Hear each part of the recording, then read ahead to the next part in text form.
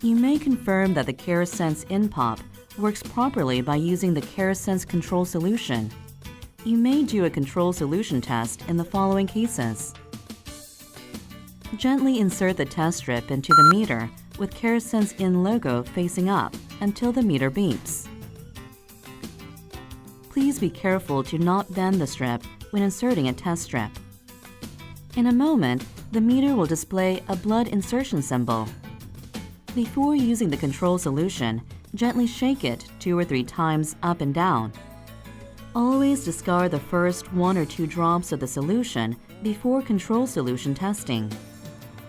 Wipe the tip of the bottle with a clean tissue or cloth.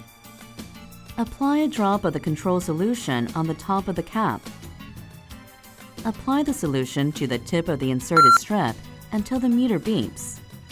Control solution is then automatically inserted.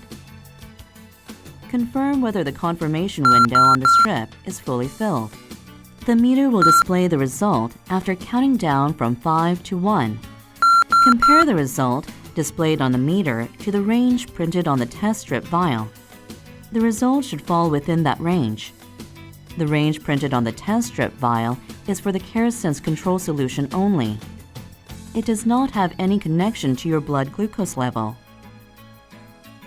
If you do not want to save the tested result, press the arrow button for 3 seconds. Meter will display check and the data will not be saved. The meter will automatically turn off after 3 seconds of taking out the strip from the meter.